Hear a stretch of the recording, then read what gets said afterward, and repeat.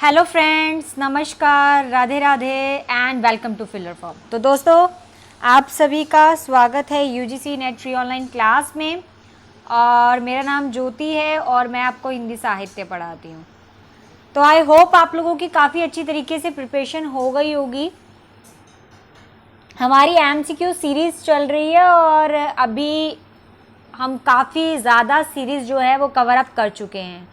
तो यस, आपका काफ़ी बेनिफिट होने वाला है इसमें, क्योंकि मैं आपको वो एमसीक्यू सीरीज़ करवाऊंगी, आपके काफ़ी प्रैक्टिस हो जाएगी। और एग्ज़ाम जैसे कि आपको पता है बिल्कुल नियर है।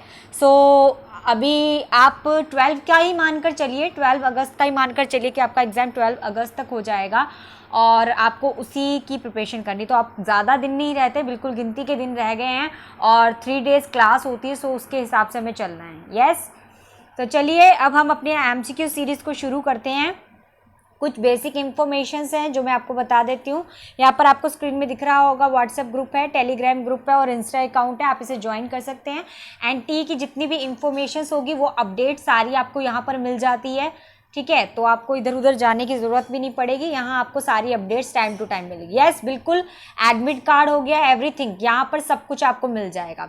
और जैसे कि आपको पता है केवीएस एनवीएस उसका भी अभी शुरू कर दिया है, तो वो भी अगर आपके फ्रेंड सर्कल में कोई है तो वो भी ज्वाइन कर सकते हैं। यस, आ गए हैं सभी के सभी। चलिए, यस, इसका एप्लीकेशन भी है, आप इसको भी इंस्टॉल कर सकते हैं। प्ले स्टोर पर जाइए, वहाँ पर सर्च कीजिए फिलर फॉर्म, आपको वहाँ पर मिल जाएगा आराम से। ठीक है, वहाँ पर फ्री नोट्स मिल जाते हैं, प्रीवियस ईयर क्वेश्चन पेपर्स मिल जाते हैं, विद आंसर कीज भी मिल जाती है। अभी तो वैसे फिलहाल मॉक टेस्ट का ज़्यादा टाइम है, सो आप मॉक टेस्ट जितने ज़्यादा देंगे उतना ज़्यादा बेनिफिट है। तो मेरे हिसाब से तो मुझे लगता है कि अभी मॉक टेस्ट का टाइम है, जितना ज़्यादा प्रैक्टिस करेंगे। और जैसे कि मैंने आपको बताया कि 2 एग्जाम्स होते हैं। यस, पेपर 1 होता है और पेपर 2 होता है। ठीक है, सो आपको पता है कि पेपर 1 और पेपर 2 के लिए क्या प्रैक्टिस करनी है। ठीक है, एक तो सब्जेक्टिव बेस है, तो उसके लिए आपको कितनी ज़्यादा प्रिपरेशन करनी, कितना टाइम देना है। तो मैंने जो आपको एमसीक्यूज का बताया, मॉक टेस्ट का बताया, वो मैंने आपको ये कहा था कि आप फर्स्ट पेपर के लिए जो है 1 आवर दीजिए। ठीक है, तो उसमें आप ये है कि फर्स्ट पेपर की प्रिपरेशन प्रैक्टिस कर लेंगे, 10 यूनिट्स अपनी कवर अप कर लेंगे। यस, और उसके बाद जो आपकी सेकंड होगा उसके लिए आप क्या करेंगे, उसके लिए आप क्या करेंगे, यस, उसके लिए आप लोग सभी के सभी जो है 1-2 घंटे की जो है अपनी एक टाइम टेबल, अपना टाइम सेट करेंगे और 2 आवर्स उसकी प्रैक्टिस करेंगे अच्छे से। ठीक है, क्योंकि वो हमारा सब्जेक्ट बेस है। और जैसा कि मैंने आपको बताया कि अगर सब्जेक्ट वाला आप अच्छे से कर लेंगे तो आपको काफ़ी ज़्यादा बेनिफिट है, क्योंकि सब्जेक्टिव है ना, सो आपका उसमें ज़्यादा अच्छे मार्क्स आ जाएंगे, तो दोनों चीज़ें बैलेंस हो जाएगी। ठीक है, आई होप इतना क्लियर है। चलिए, बिल्कुल, अब हम अपनी एमसीक्यू सीरीज जो है उसे शुरू करते हैं। तो चलिए, पहला क्वेश्चन क्या है देखेंगे सभी के सभी। स्क्रीन में नजर आ रहा होगा आप लोगों को। पहला क्वेश्चन है, अरस्तु के विरेचन पद की व्याख्या विद्वानों ने किस अर्थों में की है? धर्म परक में, राजनीतिक में, कला परक में, अर्थ परक में। ये 4 ऑप्शन दे रखे हैं, निम्नलिखित में से सही विकल्प चुनिए। A C, B C, C D, A D. तो बताइए इसका करेक्ट आंसर क्या है, जल्दी बताएंगे सभी के सभी।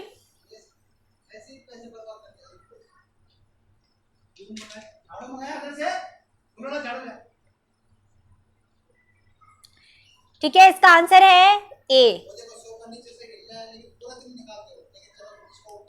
सी। ठीक है, यहाँ पे क्या है, धर्म धर्म परक है और कथा परक है। ठीक है, अरस्तु के जो विरेचन है उसकी व्याख्या विद्वानों ने धर्म परक और कथा कला जो परक है उसके अर्थों में की है। अरस्तु का जन्म जो है, ठीक है, विरेचन की व्याख्या विद्वानों ने धर्म परक और कला परक अर्थों में की है। अरस्तु का जन्म जो है मकदूनिया के सतगिरी नामक नगर में हुआ है। सतगिरी। ठीक है, मैं आपको इस तरीके से बता देती हूँ। ठीक है, सतगिरी,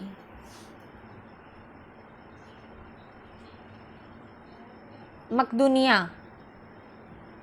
ठीक है। मकदूनिया नामक सदगरी नामक नगर में हुआ है। अरस्तु के जो गुरु थे कौन थे? प्लेटो थे, ये तो सभी को पता ही है। और अरस्तु ने कौन सा सिद्धांत दिया था? अनुकरण एवं विरेचन का सिद्धांत दिया था। अनुकरण एवं विरेचन का सिद्धांत दिया था। चलिए अगले प्रश्न की ओर चलते हैं। अगला प्रश्न क्या है? अब 72 वाला प्रश्न है, रचनाकार के अनुसार निम्नलिखित कवियों का सही अनुक्रम क्या है? सरहप्पा, पुष्पदत्त,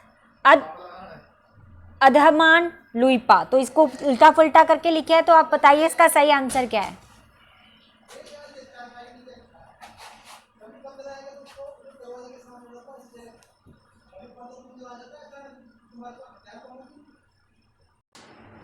ठीक है, तो इसका करेक्ट आंसर क्या है? इसका करेक्ट आंसर है डी। ठीक है, सरहप्पा का अगर हम वर्ष काल की बात करें तो उनका वर्ष जो है आप 7वीं से 8वीं मान सकते हैं। ठीक है, तो 7वीं से 8वीं जो है सती मान सकते हैं। लुइपा की बात करें तो लुइपा का आप आराम से 8वीं मान सकते हैं। उसके बाद पुष्पदत्त की बात करें, पुष्पदत्त जो है आपकी 10वीं सदी की है। उसके बाद आपका अधमान जो है वो आपकी 14वीं सदी है। ठीक है, तो ये इसको इस अनुक्रम में लगाकर इसको जो है सही उसमें लगाया। तो सबसे पहले सरहप्पा, लुइपा, पुष्पदत्त और अधमान। चलिए अगले प्रश्न की ओर।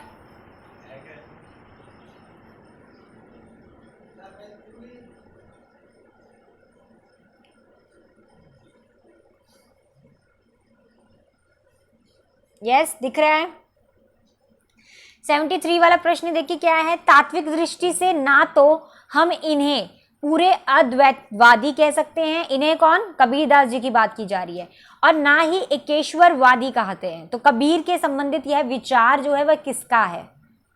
ठीक है, कबीर की बात करें कि उनको ना ही अद्वैतवादी कहा जा सकता है और ना ही एकेश्वरवाद। तो ये जो कहा है, यह विचार जो है वह किसका है? हजारी प्रसाद द्विवेदी का, रामचंद्र शुक्ल का, राहुल साकृत्यायन का, या माता प्रसाद गुप्त का?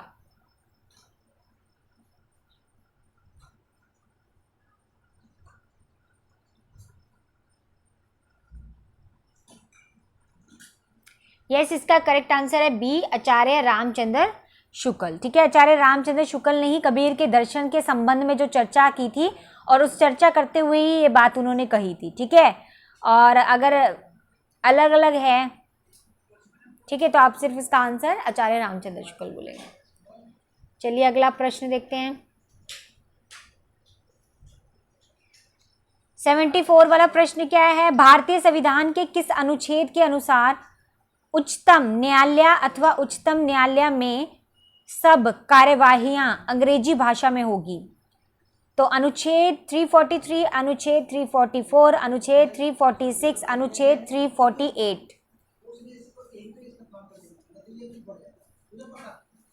क्या आंसर होगा इसका?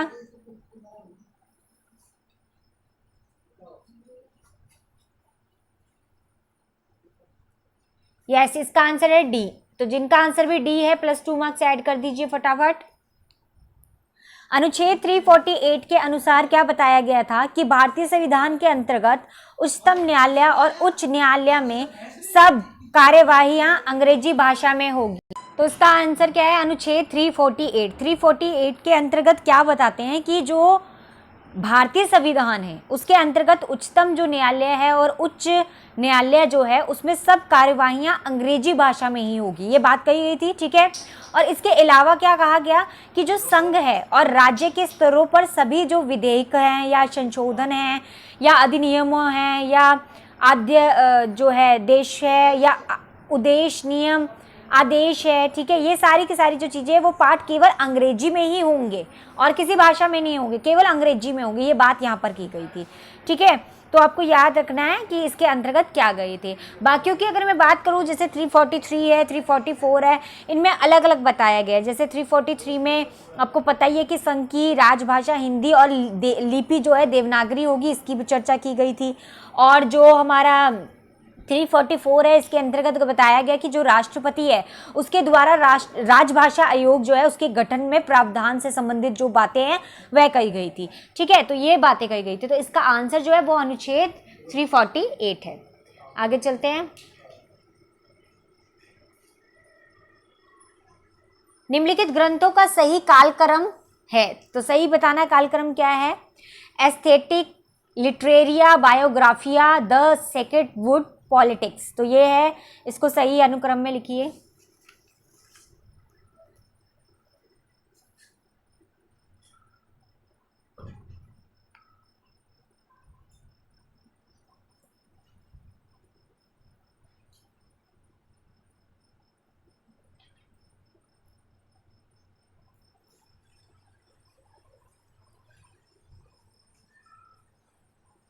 यस, इसका आंसर है बी। पहले आएगा पॉलिटिक्स। ठीक है, पॉलिटिक्स की बात करूं तो पॉलिटिक्स के रचनाकार कौन है? कौन है? अरस्तु। कौन है? अरस्तु है। ठीक है, उसके बाद आता है लिटरेरिया बायोग्राफी, जिसके कौन है लिटरेरिया बायोग्राफी के? कॉलरिज। ठीक है, उसके बाद आ जाते हैं हमारे एस्थेटिक्स। एस्थेटिक जो है उसके कौन है? क्रोचे।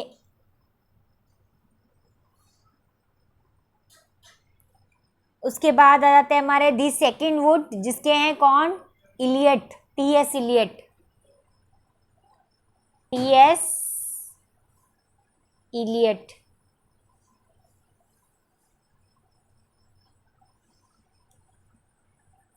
समझ आ गया? अरस्तु, कॉलरिज, क्रोचे और इलियट। तो इसका आंसर सेकंड वाला है। चलिए अगले क्वेश्चन की ओर।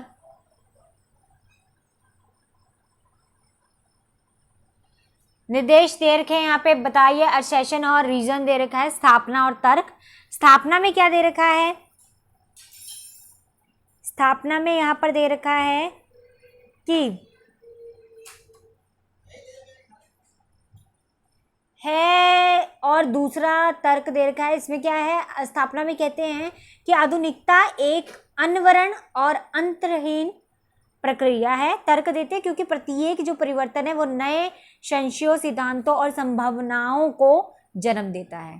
ठीक है, ये बात कही गई है। तो ए और आर है। ठीक है, तो इसका आंसर क्या होगा बताइए। ए सही, आर गलत। ए सही, आर गलत, दोनों सही है, दोनों गलत है, क्या है इसका आंसर?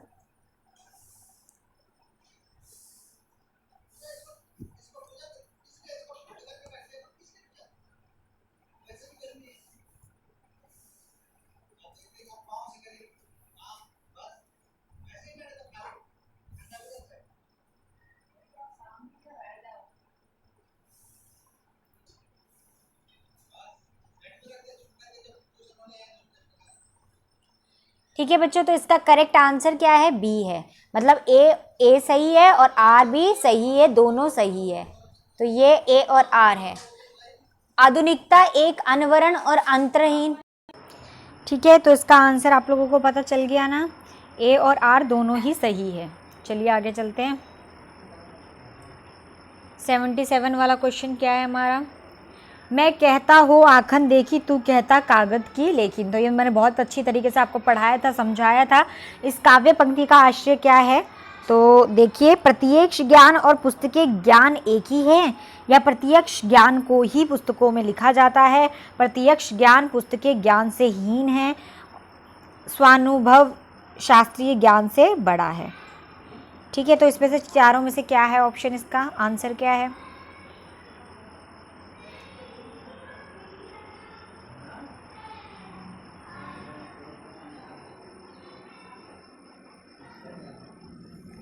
तो इसका आंसर है डी। ठीक है, कि स्वानुभव शास्त्रीय ज्ञान से बड़ा है। मैं कहता हूँ आखन देखी, तू कहता है कागज की लेखी। ये काव्य पंक्तियों का आश्रय क्या था? क्या बताया था ये मैंने? कि जो स्वानुभव शास्त्रीय ज्ञान है उससे बड़ा होता है, और यह कबीरदास जी की पंक्तियां हैं। अगला है,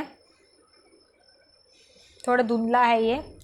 78 वाला क्या है? कि मैंने भावना में एक भावना का वर्ण किया है, मेरे लिए वह संबंध और संबंधों से बड़ा है। मैं वास्तव में अपनी भावना से प्रेम करती हूँ जो पवित्र है, कोमल है, अनश्वर है। यह संवाद किस पात्र का किसके प्रति है? कालिदास का मल्लिका के प्रति, मल्लिका का स्वागत, मल्लिका का अंबिका के प्रति, मल्लिका का कालिदास दास के प्रति। बताइए इसका करेक्ट आंसर क्या है।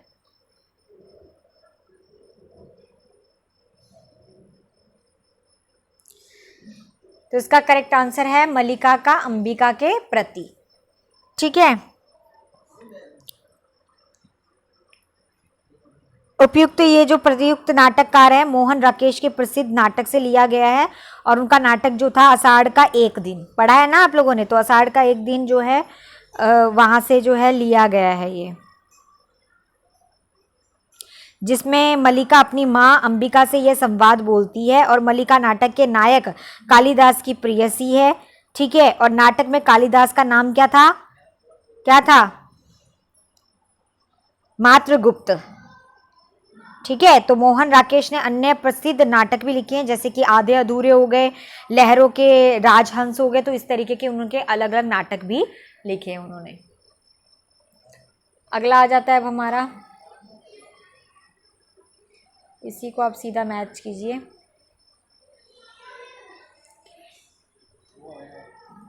अगला प्रश्न देखिए, निम्नलिखित यहाँ पर मिथकियां हैं, कविताओं में उनके कवियों के साथ जो है सुमेलित कीजिए उसे। ठीक है, तो यहाँ पे दे रखा है प्रमथ्यु गाथा, जय भारत, आत्मजयी, संशय की एक रात।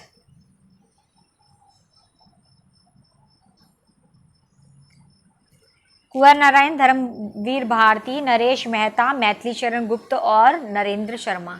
इसको मैच कीजिए फिर बताइए।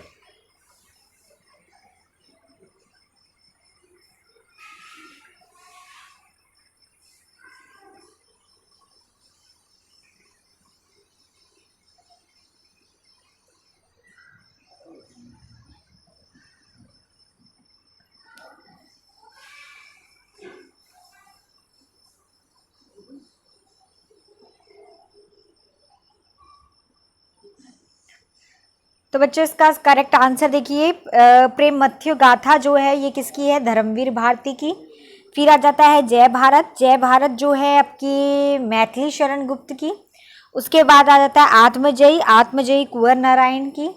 उसके बाद संशय की एक रात जो कि किसकी है, नरेश मेहता की। ठीक है, तो ये इसका सही है। चलिए अगले प्रश्न की ओर। अगला प्रश्न देखिए क्या है, 80वां। सर्वमुख नामक अग्रवाल बनिया की एक कथा किस उपन्यास में उल्लिखित है, देवरानी जेठानी की कहानी, वामा शिक्षक, भाग्यवती, निसहाय, हिंदू।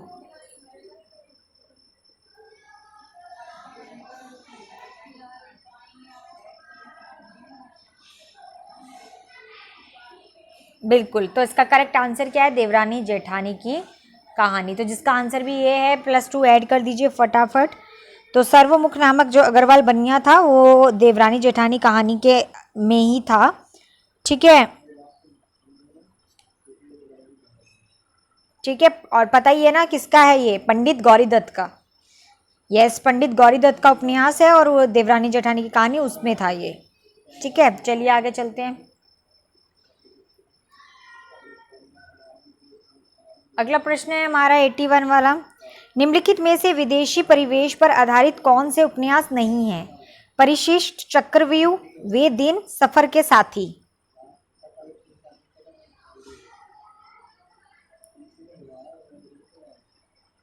नीचे विकल्प भी दे रखे हैं, बताइए।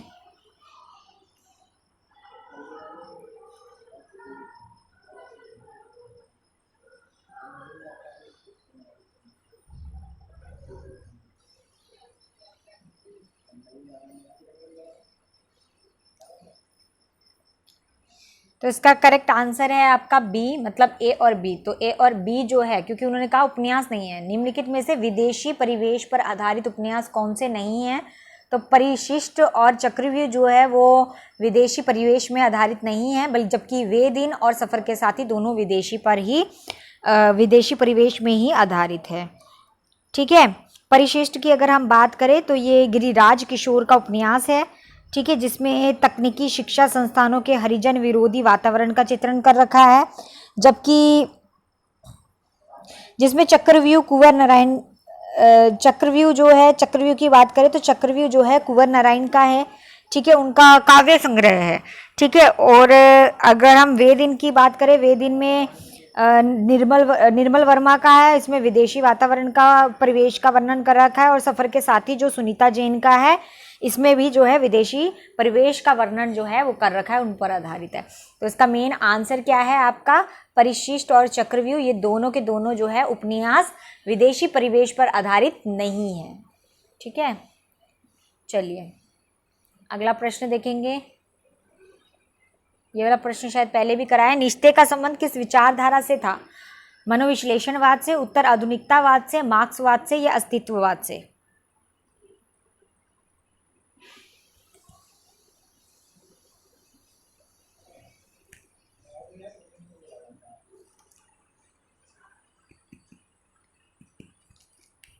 तो इसका करेक्ट आंसर है अस्तित्ववाद। तो निश्चय का संबंध किससे था, अस्तित्ववाद विचारधारा से था, जबकि फ्रेडरिक नीत्शे जर्मनी के प्रसिद्ध दार्शनिक थे। फ्रेडरिक नीत्शे जर्मनी के, कहाँ के, पूरा नाम उनका फ्रेडरिक नीत्शे था, वो जर्मनी के थे। कहाँ के, जर्मनी के प्रसिद्ध दार्शनिक थे, ठीक है। और जबकि फ्राइड की बात हम करें तो फ्राइड जो थे वो मनोविश्लेषणवाद के प्रवर्तक माने जाते हैं। कार्ल मार्क्स की बात करें, कार्ल मार्क्स जो है हमारे मार्क्सवादी के माने जाते हैं। और जो है हमारा अर्नोल्ड टायुबी जो है, अर्नोल्ड जो है वो हमारे, उनका संबंध उत्तर आधुनिकतावाद से था, ठीक है। तो आपको मतलब एक के साथ साथ बाकियों का भी जो है पता चल जाता है। तो आपको अस्तित्ववाद का पता चल गया, निश्चय थे, ठीक है। और मैंने बताया आपको मनोविश्लेषणवाद के फ्राइड थे, और मार्क्सवाद के कार्ल मार्क्स थे, और आधुनिकतावाद जो थे उनके अर्नोल्ड थे। चलिए आगे अगले प्रश्न की ओर।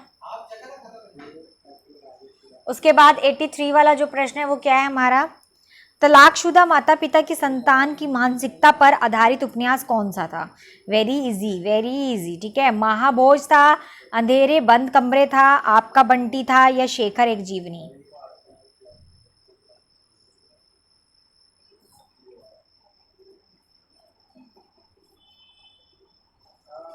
तो इसका आंसर आएगा आपका बंटी, ठीक है। आपका बंटी जो है वो मन्नू भंडारी जी का है और उनकी कृति है, और उन्होंने उसी में जो है तलाकशुदा माता पिता की संतान की मानसिकता को जो है दर्शाया गया है।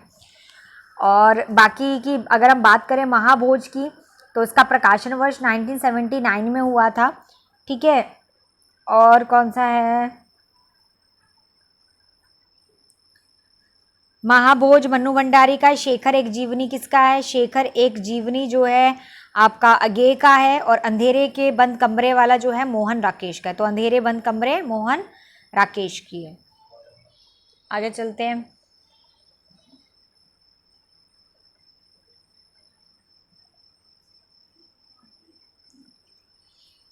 अगला प्रश्न है 86 वाला। 86 में क्या है, हिंदी में नॉवेल के अर्थ में उपन्यास पद का प्रथम प्रयोग किसने किया था? हिंदी में नॉवेल के अर्थ में उपन्यास पद का प्रयोग किसने किया था? महावीर प्रसाद द्विवेदी ने, भारतेंदु हरिश्चंद्र ने, प्रताप नारायण श्रीवास्तव ने, बालकृष्ण भट्ट ने?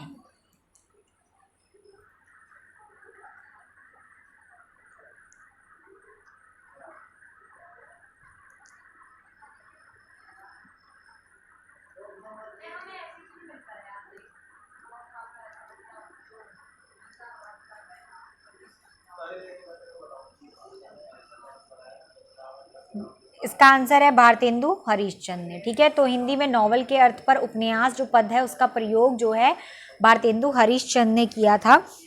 और उपन्यास शब्द का प्रयोग सबसे पहले, ठीक है। वैसे तो उपन्यास शब्द का प्रथम जो प्रयोग है उसके संदर्भ में ये भी कहते हैं, क्योंकि कुछ आलोचक थे, आलोचक जो गोपाल राय वो लिखते हैं, उन्होंने लिखा है कि हिंदी में नॉवल के अर्थ में उपन्यास पद का प्रयोग 1875 में हुआ था। कब? 1875 में हुआ था। और 1875 में हुआ था, जिसे बांग्ला और हिंदी में उपन्यास कहा गया था। किसमें? बांग्ला और हिंदी में उपन्यास कहा गया था। गोपाल राय के अनुसार उसे उर्दू में जो है नावल और मराठी में उसको कंदामरी, गुजराती में नवल कथा की संज्ञा जो है प्राप्त हुई थी। अतः अन्य जो बातें हैं वो तो देखते ध्यान में रखते हुए यहाँ पर जो है कहा गया कि जो भारतेंदु हरिश्चंद्र है उन्होंने नॉवल जो है शब्द को उपन्यास पद का जो है कहकर संबोधित किया। ठीक है, तो बता दिया मैंने कि किस तरीके से स्टार्टिंग हुई। सभी उसको अलग अलग मानते थे अलग अलग जगहों में, पर यहाँ पर फाइनली जो है भारतेंदु हरिश्चंद्र ने नॉवल के अर्थ में उपन्यास पद का जो प्रयोग है वो किया।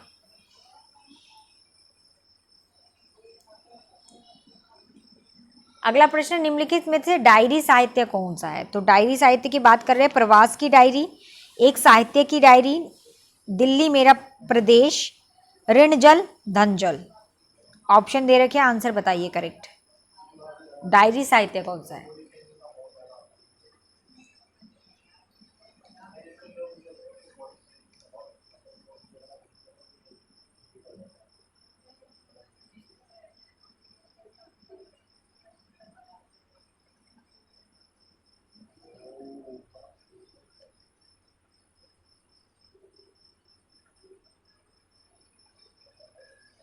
मुझे लगता है कि इन्होंने आंसर ही इसका जो है ऑप्शन इन्होंने गलत दे रखे हैं, क्योंकि मेरे हिसाब से अगर मैं प्रवास की डायरी की बात करूं तो ये भी एक डायरी विधा ही है।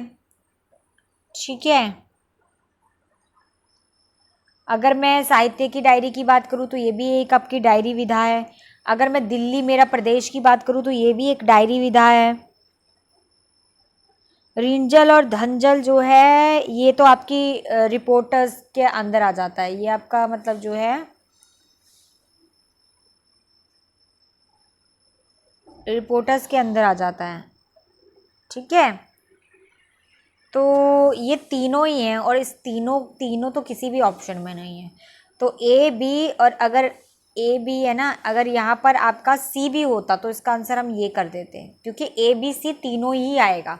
प्रवास की डायरी भी आएगा जिसका प्रकाशन वर्ष 1971 में हुआ था। 1971 में इसका प्रकाशन वर्ष हुआ था।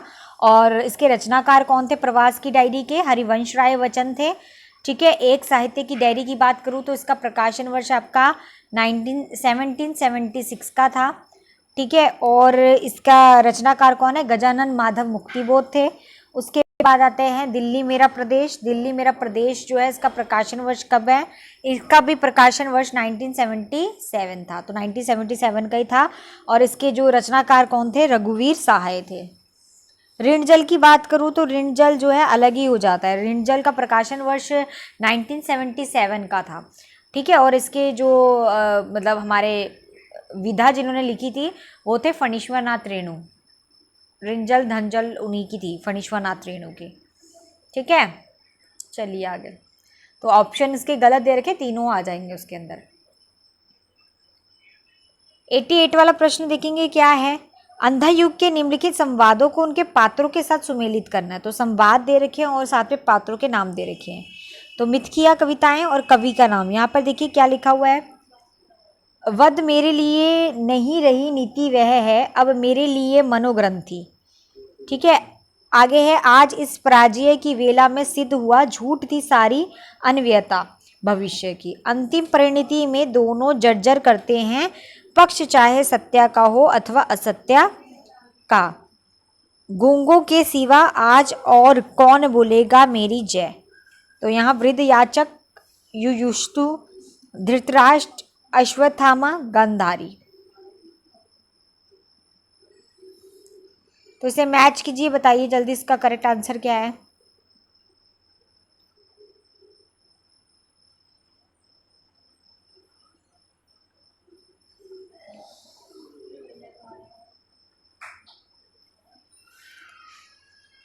चलिए इसका करेक्ट आंसर है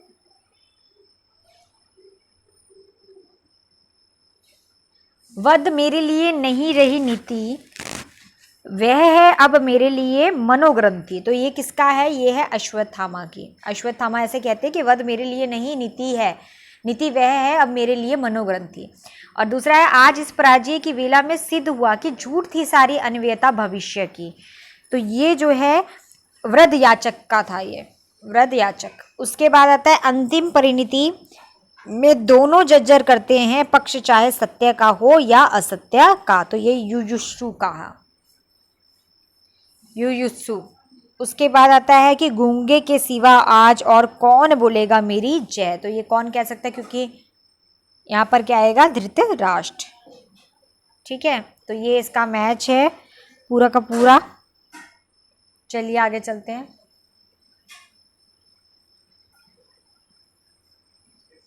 अगला प्रश्न है यहाँ पर, सिद्ध हेमचंद्र शब्दानुशासन किस तरह का ग्रंथ है? व्याकरण संबंधित है, ज्योतिष संबंधित है, साहित्यिक है या धार्मिक है?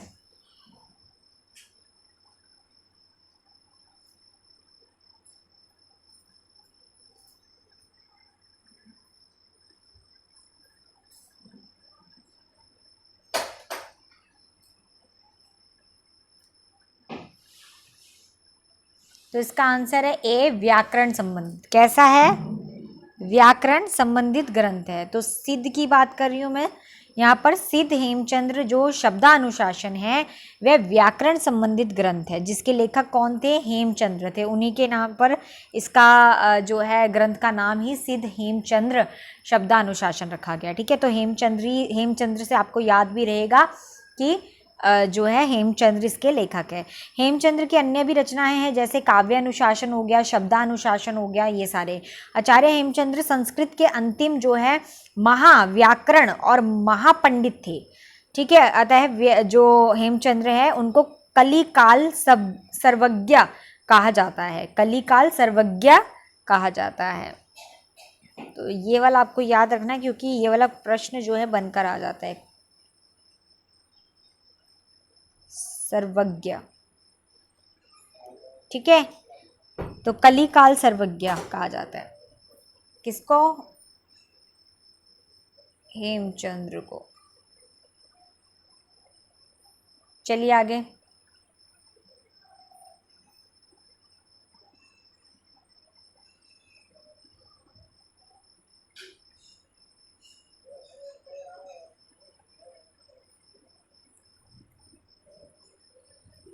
अगला प्रश्न है, उर्वशी के तृतीय अंक के आधार पर कौन से कथन सही है? उर्वशी के आधार पर, तृतीय अंक के आधार पर बताना है। ठीक है, शक्तिशाली और दुर्दृश पुरुष भी सुंदरियों के कटाक्ष में आहत हो जाते हैं। उर्वशी मानवी है। उर्वशी कहती है कि हे देव, भाव भ्रांति है। पूर्ववा के अनुसार नृत्य मानव को देवता कहा जा सकता है। तो निम्नलिखित के सही विकल्प चुनिए।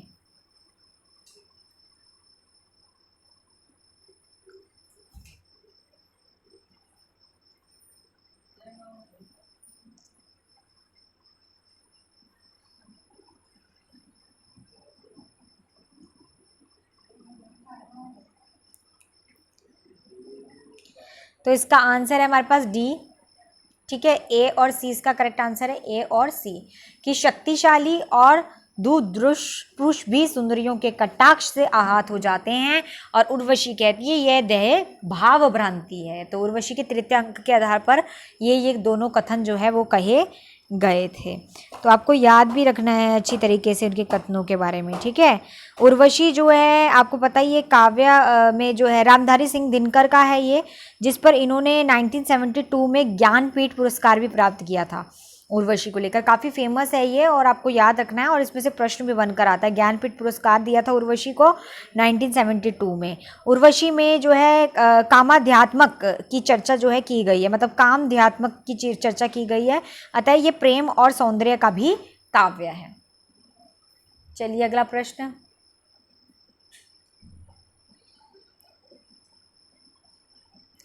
निम्नलिखित उपन्यासों का प्रकाशन काल की दृष्टि से सही अनुक्रम क्या है? तो निम्नलिखित उपन्यासों का प्रकाशन वर्ष के अनुसार बताना इसका सही अनुक्रम। मानस का हंस, टेराकोटा, भूले बिसरे चित्र, गरम राख। उल्टे फुल्टे करके दे रखे, सही बताइए।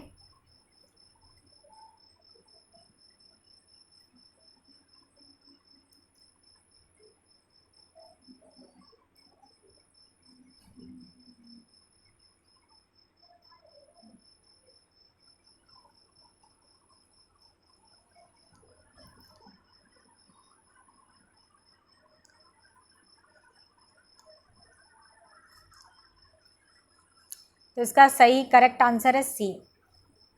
ठीक है, तो सबसे पहले क्या आएगा, सबसे पहले आएगा गरम राख। गरम राख का प्रकाशन वर्ष का अगर हम बात करें तो प्रकाशन वर्ष गरम राख की कब है, 1957। उसके बाद आता है भूले बिसरे चित्र। भूले बिसरे चित्र, अच्छा, गरम राख का प्रकाशन वर्ष 1957 है और उसके लेखक कौन थे, उपेंद्र नाथ अश्क। उपेंद्र नाथ अश्क थे। उसके बाद भूले बिसरे चित्र है, इसका प्रकाशन वर्ष कब हुआ था, 1959 में हुआ था बच्चों। और इसके लेखक कौन है, भगवती चरण वर्मा। कौन है, भगवती चरण वर्मा, भूले बिसरे चित्र के। उसके बाद टेराकोटा। टेराकोटा जो है इसका प्रकाशन वर्ष आपका 1971 में हुआ था और इसके जो है लेखक कौन थे, लक्ष्मीकांत वर्मा। लक्ष्मीकांत वर्मा। उसके बाद आते हैं मानव के हंस। मानव का हंस जो है इसका प्रकाशन वर्ष आपका 1972 में हुआ था और इसके जो लेखक है वो कौन है, अमृतलाल नागर। ठीक है, लेखक कौन है, अमृतलाल नागर। क्लियर हो गया। तो सीरीज क्या है इसकी, सबसे पहले आएगा गरम राख, फिर आएगा भूले बिसरे चित्र, टेराकोटा, मानस का हंस। तो ये इसका सही अनुक्रम है। आगे चलते हैं। अगला प्रश्न हमारा क्या है, प्रकाशन वर्ष के अनुसार निम्नलिखित संस्मरण कृतियों का सही अनुक्रम क्या है। स्मृति कण, लीक अलीक, वन तुलसी की गंध, हम हशमत। तो उल्टे पुल्टे करके दे रखे, सही लगाइए इसे क्रम में और बताइए आंसर।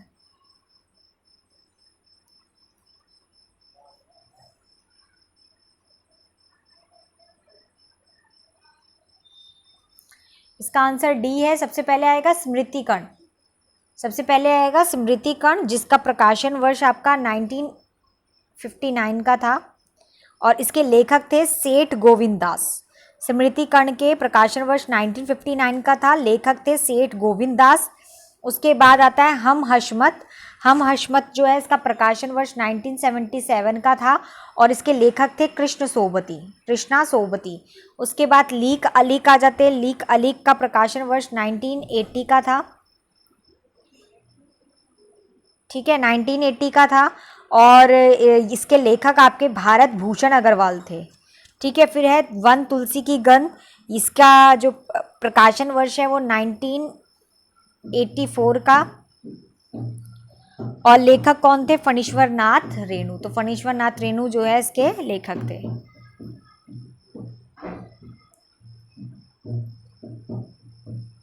आगे चलिए अगले प्रश्न की ओर। तीसरा प्रश्न, निम्नलिखित संस्थानों उनके प्रवर्तकों के साथ उसको सुमेलित करना है। तो संस्थान देखो, ब्रह्म समाज हो गया, प्रार्थना समाज हो गया, थियोसॉफिकल सोसाइटी हो गया, सत्य शोधन समाज हो गया। महात्मा फुले, एनी बेसेंट, ठीक है, यहाँ पे रोनाल्डो, राजा राम मोहन रॉय और दयानंद सरस्वती। मैच कीजिए इसे और बताइए जल्दी से।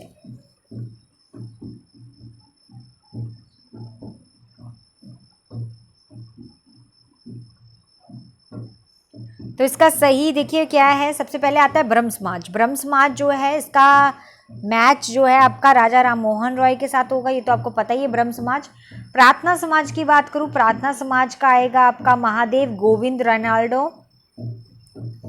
ठीक है, महादेव, म से महादेव है, गो से यहाँ पे गोविंद है, फिर रोनाल्डो, रोनाल्डे। ठीक है, उसके बाद थियोसॉफिकल सोसाइटी जो है, थियोसॉफिकल सोसाइटी एनी बेसेंट का है, यहाँ पे एनी बेसेंट आ जाएगा। एनी बेसेंट के साथ मैडम जो है वलावत्स्की भी था, कर्नल हेनडी, ये सारे। ठीक है, उसके बाद यहाँ पर सत्य शोधन समाज की बात करूँ तो सत्य शोधन समाज में आपका आ जाएगा महात्मा फूले, ठीक है, ज्योतिबा फूले जिसे हम कहते हैं। उसके बाद आर्य समाज आ जाता है। आर्य समाज के संस्थापक थे दयानंद सरस्वती। आर्य समाज जिसकी स्थापना 1875 में हुई थी। प्रकाशन वर्ष बताऊं कि रहने दूं? बताना है, बता देती हूँ। ब्रह्म समाज की जो है प्रकाशन वर्ष 18 आप लगा लीजिए 1828 का था। उसके बाद प्रार्थना समाज आता है, इसका है आपका 1867 का। उसके बाद आ जाता है आपका थियोसॉफिकल, इसका आपका आएगा 1875। और उसके बाद आपका आ जाता है सत्यशोधन समाज, जिसका है 1873 का। और फिर आता है दयानंद सरस्वती, जिसका आता है आर्य समाज, आर्य समाज का 1875। ठीक है, इससे आपको देखिए 5 याद हो जाते हैं। चलिए अगले प्रश्न की ओर। निम्नलिखित में से किस कवि का संबंध नवगीति गीत विधा से नहीं है? नवगीत विधा से नहीं है। कुमार रविंद्र का, गिरधर राठी का, विनेंद्र मिश्र का, महेश्वर तिवारी का।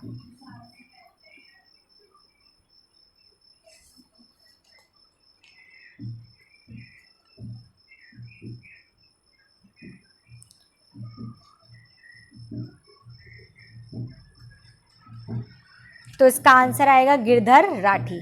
तो गिरधर राठी आएगा। गिरधर राठी ही संबंध नवगीत विधा से जो है नहीं है उनका संबंध, बाकियों का संबंध है। ठीक है, तो हिंदी की जो नवगीत परंपरा है उसका आरंभ राजेंद्र प्रताप सिंह ने किया था।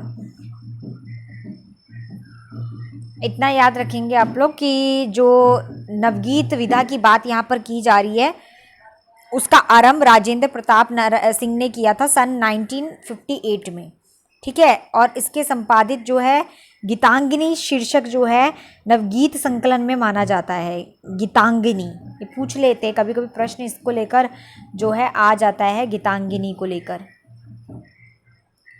ठीक है, तो आपको याद रखना है कि सबसे पहले तो कि इसका जो नवगीत परंपरा है इसका आरंभ राजेंद्र प्रताप सिंह ने किया था सन 1958 में किया था।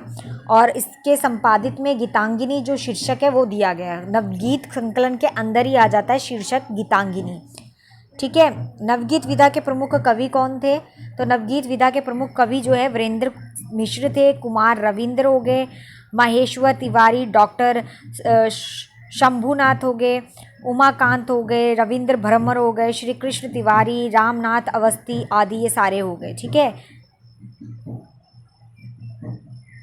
चलिए आगे।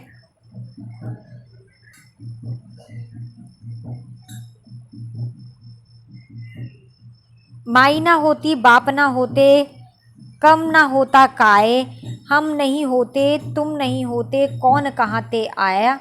चांद ना होता सूर ना होता, पानी पवन मिलाया, शास्त्र ना होता वेद ना होता, कर्म कहाँ ते आया।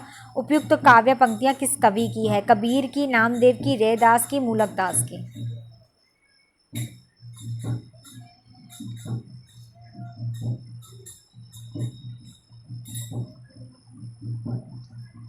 यस, इसका आंसर क्या है? नामदेव। तो नामदेव की पंक्तियां हैं जो बोली गई है। नामदेव को जो है बिठोवा संत भी कहा जाता है। तो आपने पहले तो ये बताना है कि नामदेव की है, और नामदेव को जो है बिठोवा, मैं बताती हूँ, बिठोवा याद रहेगा, बिठोवा संत कहा जाता है। ठीक है, इनके भक्ति के सगुण और निगुण दोनों मार्ग को अपनाया है इन्होंने। ठीक है, और जो कवि हैं कबीर की बात करें, इनके अलग अलग इन्होंने दिए हैं। ये पंक्तियां जो हैं वो नामवर की है। चलिए अगले प्रश्न की ओर। अगला प्रश्न है हमारा, जीवन मुँह चाही को नीको, धरस परस दिन राति करती है, ताहि प्यासे पी को। इन पंक्तियों में आचार्य रामचंद्र शुक्ल ने किस भाव की अभिव्यक्ति मानी है? निगुण भक्ति भाव की, सगुण भक्ति भाव की, असूये भाव की, देहिक श्रृंगार की।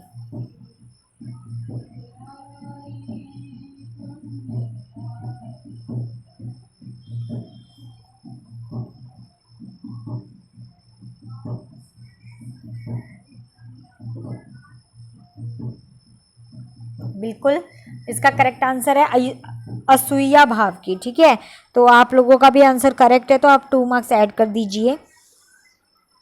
आचार्य रामचंद्र जो शुक्ल है उन्होंने असूया भाव की अभिव्यक्ति मानी है इसके अंदर, क्योंकि निगुण जो भक्ति भाव है सगुण भक्ति भाव से विपरीत धारा है पूरी। निगुण भक्ति भाव में ईश्वर की सत्ता को स्वीकार नहीं करते हैं, जो निगुण होते हैं उसमें नहीं स्वीकार करते। और निगुण शाखा के प्रमुख कवि आप लोगों को पता ही है, कबीर, रैदास हो गए, लाल दास हो गए, दादू दयाल हो गए। ठीक है, ये सारे हैं। जबकि सगुण भक्ति की बात करूँ तो सगुण में हमारे तुलसीदास, मीरा, सूरदास, नंददास, कृष्णदास, परमानंद दास, कुंभन दास, ये सारे आ जाते हैं। असूया भाव की बात करूं, असूया जिसमें दूसरे के गुण में दोष निकालने की प्रवृत्ति होती है उसको कहते हैं असूया भाव। कौन सा भाव कहते हैं? असूया भाव। कौन सा भाव होता है वो? जिसमें दूसरे के गुण में दोष निकालने की प्रवृत्ति होती है। दूसरा का गुण है जो, उसमें दोष निकालने की प्रवृत्ति को असूया भाव कहते हैं। एक होता है हमारा दैहिक श्रृंगार। दैहिक श्रृंगार मतलब बाहरी जो साज सज्जा होती है, बाहर से बिल्कुल सजा दिया जाता है। मुख्य रूप से जो है स्त्रियों में देखने को मिलता है। बाहरी सेज सज्जा जो है उसको दैहिक श्रृंगार कहा गया है यहाँ पर। ठीक है, बाकी आपको जो है कर लेंगे। चलिए आगे, अगला प्रश्न क्या है? 7th वाला हमारा यहाँ पर, बैठे हुए सुखद आतप में मृग रामथन करते हैं, वन के जीव विवर से बाहर हो विशब्द विचरते हैं। उपयुक्त पंक्तियों में किसका वर्णन है? साकेत में चित्रकूट का है, असाध्य वीणा में वन प्रातर का है, ऋषिम रथी में परशुराम आश्रम का है, कमायनी में सारस्वत प्रदेश का है।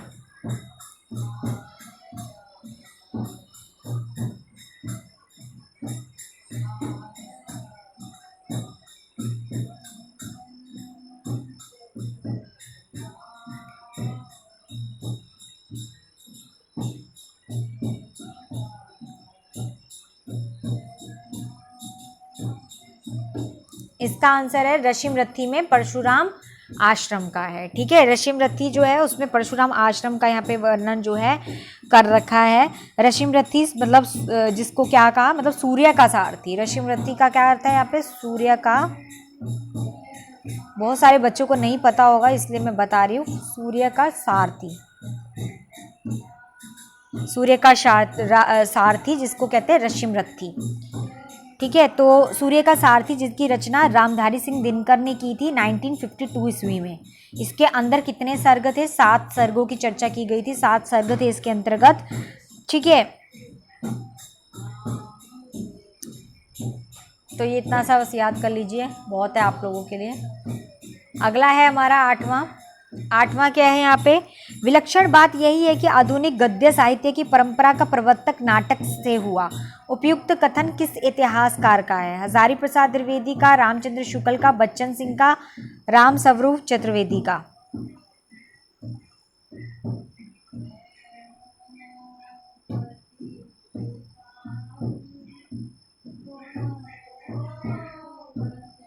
तो इसका आंसर आएगा बी, आचार्य रामचंद्र शुक्ल। तो रामचंद्र शुक्ल जो है गद्य साहित्य की परंपरा के प्रवर्तक नाटक से है। ठीक है ये, और आचार्य रामचंद्र शुक्ल का है प्रथम नाटक, हिंदी का प्रथम नाटक है। और उनके प्रस्तोता इस प्रकार से हैं। तो यहाँ पर प्रस्तोता में दे रखा है ना,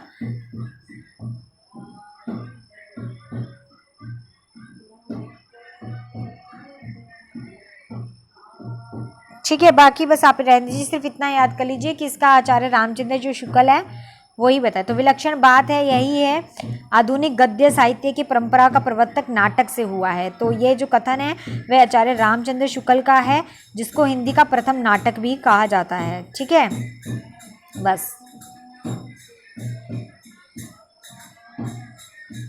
अगला प्रश्न देखेंगे। अगला 9वां प्रश्न है हमारा यहाँ पर, और अब तो हवा भी बुझ चुकी है और सारे इश्तहार उतर लिए गए हैं, जिसने कल आदमी अकाल था। उपयुक्त पंक्तियां किस कवि की है?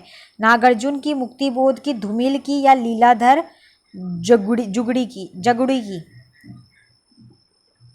तो इसका आंसर है धूमिल की। ठीक है, तो धूमिल की है ये पूरी की पूरी पंक्तियां। ठीक है, जो कही गई है यहाँ पर पूरा सुदामा पांडे। ठीक है, ये पंक्तियां सुदामा पांडे धूमिल की है, पूरा नाम है उनका सुदामा पांडे धूमिल। सुदामा पांडे धूमिल ने ही अपनी कविता के द्वारा राजनीतिक, सामाजिक और आर्थिक विषमताओं का तीव्र जो है प्रहार किया है। इसमें धूमिल जन सरोकार के कुशल चितेरे हैं। इनकी कविता हथियारों से खिलाफ एक लड़ाई है। आगे चलते अगले प्रश्न की ओर। 10वां प्रश्न देखेंगे क्या है।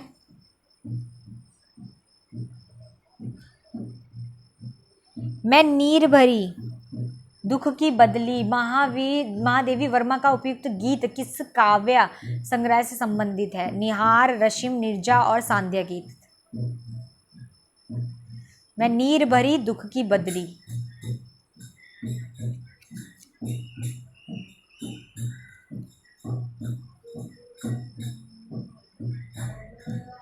बिल्कुल संध्या गीत से लिया गया है, संध्या गीत से, ठीक है। और निहार वगैरह ये तो मैंने आपको बता ही रखा है। निहार 1930 में, रशीम जो है 1932 में, उसके बाद यहाँ पे नीरजा 34 में, 1934 में इसका प्रकाशन वर्ष हुआ था। संध्या गीत की बात करूँ तो 1935 में इसका प्रकाशन वर्ष हुआ है। और भी है बहुत सारी, लेकिन आपको बस इतना याद कर लीजिए। आई होप आपको सारे क्वेश्चन जो है वो क्लियर हो गए होंगे। And what is your score, तुम्हारा स्कोर क्या है उसे देखिए कि क्या स्कोर है, आप लोगों ने कहाँ तक किया, कितना अच्छा किया है। अब आपको अपना रिजल्ट भी अच्छी तरीके से पता चल रहा होगा। तो जिनके काफ़ी अच्छे स्कोर आ रहे हैं सो इसी तरीके से मेहनत करते रहिए और जल्दी आपको सक्सेस मिलेगी। और जिनका फर्स्ट अटैम्प्ट है तो कोई बात नहीं, लेकिन काफ़ी हद तक अभी से शुरू करेंगे तो आगे तक चल पाएंगे, ठीक है। तो चलिए, मेरी तरफ से सारी विशेष आप लोगों को है। और अगर आप लोगों को मुझसे बात करनी है, आप लोग मुझे फेसबुक में फॉलो कर सकते हैं। मेरी फेसबुक की आईडी जो है वो है राधे ज्योति, तो RADHEY राधे JYOTI ज्योति। तो राधे ज्योति मेरी आईडी है, फिलर फॉर्म की पिक लगी हुई है तो आपको पता चल जाएगा, ठीक है। चलिए ठीक है फिर, bye, take care, have a nice day, Radhe Radhe, शुभ राधे।